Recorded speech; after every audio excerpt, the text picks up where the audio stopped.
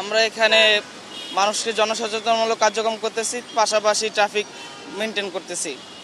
মানুষ যারা ফুটপাত দিয়ে পারাপার না হচ্ছে তাদেরকে আমরা বুঝাই দিচ্ছি, বলে দিচ্ছি, এবং যারা বিভিন্ন বিষয়ে বেখেয়াল আছে সেগুলো আমরা সচেতন করতেছি।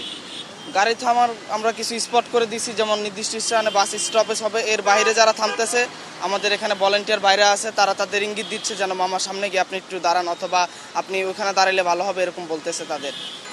আমরা আজকে কয়েকদিন ধরেই আমরা এখানে কাজ করছি। আমরা আমাদের যারা ভলান্টিয়ার কর্মীরা আছে তারা সকাল ফজরের নামাজ পড়ে আসে, এরপরে রাত আপনার দেখা যাচ্ছে 11টা পর্যন্ত আমরা এই ট্রাফিকের দায়িত্বগুলো পালন করছি। শিফটিংগুলো এখানে নির্দিষ্ট কোনো শিফটিংয়ের সিস্টেম নেই, এখানে হচ্ছে যার যেরকম ইচ্ছা স্বেচ্ছাশ্রম সে সেইভাবে দিচ্ছে। ভাইয়া অ্যাকচুয়ালি আমরা এখানে একজন টিম লিডার সিলেক্ট করি, তার নির্দেশনায় হচ্ছে আমরা সবাই কাজ করতেছি। তো একজন টিম লিডার যখন আরেকজনকে নির্দেশনা দেয়, সে তখন এক একটা সিগন্যালে নির্দেশনা দিচ্ছে এবং সেই সিগন্যাল অনুযায়ী আমরা কাজ করছি। আর আজকে হচ্ছে আমাদের সাথে আইনি কর্মরত যারা আছে তারা কাজ করতেছে, এবং স্কুলের ছেলেরা আর কলেজের ছেলেরা তারা কাজ করছে না। আর যারা মেয়েরা আছে তারা একদমই কাজ করতেছে না, কারণ মেয়েরা হচ্ছে ট্রাফিকে থাকার দরকার নেই, তারা হচ্ছে অন্যান্য কাজ যারা আছে ওই কাজগুলোতে তাদের হচ্ছে আমরা নিয়োগ দিচ্ছি।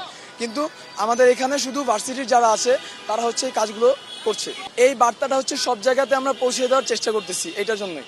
আমরা খুব ভালোভাবে আমাদের লিডারের কথা অনুযায়ী আমরা কিছু রুলস ফলো করে তারপর আমরা কাজ পরিচালনা করছি জনগণের দুর্ভোগ কমানোর জন্য। আপাতত আমরা কোনো প্রবলেম ফেস করছি না, কারণ আমাদের যে সংগঠন থেকে পাঠানো হয়েছে বাংলাদেশ রেড ক্রিসেন্ট থেকে, ওখান থেকে আমাদের কিছু গাইডলাইন দেওয়া হয়েছে যে তোমরা এইভাবে কাজ করবা। তো কিছু ভার্সিটি ভাইয়া আপুরা যা করছেন, আমরা মানে ভাইরাল কিছু টপিক ছিল, তো ওদের জন্য আমাদের কোনো ফেস করতে হয় নাই, কিন্তু আপুরা কিছু কটু কথা শুনেছেন এই পর্যন্ত। আগে থেকে একটু ভালো, তবে ট্রাফিকের যেভাবে নিয়ন্ত্রণ করতে ওরা একটু হয়তো বুঝতেছে কম, কিন্তু তারপর ওরা এখন আস্তে আস্তে এটা ক্লিয়ার হয়ে দিয়েছে। আমি মনে করি এটা অবশ্যই ধরে রাখা উচিত। পরবর্তী আমাদের যারা এটা নিয়মটা বর্তমানে যারা দেখতেছে, এই নিয়মটা চালু থাকলে মানে সামনে আমাদের অবস্থাটা ভালো হবে, রাস্তায় গাড়ি চালানো খুব সুবিধা হবে। হ্যাঁ, নিয়ম যথেষ্ট পরিমাণে মানা হচ্ছে, কিন্তু ঘটনা হচ্ছে আমাদের ট্রাফিক পুলিশ দরকার। কারণ যতগুলি না গাড়ি আছে এখানে, তার থেকে বেশি ট্রাফিক আমাদের স্টুডেন্টরা আছে, যার কারণে মিসম্যানেজমেন্ট হচ্ছে এখানে কিছুটা। সুতরাং আমি চাচ্ছি যে যদি ট্রাফিক পুলিশ আমাদের কাছে আবারও ফিরে আসে, সেক্ষেত্রে আমার মনে হয় জনদুর্ভোগটা কমবে।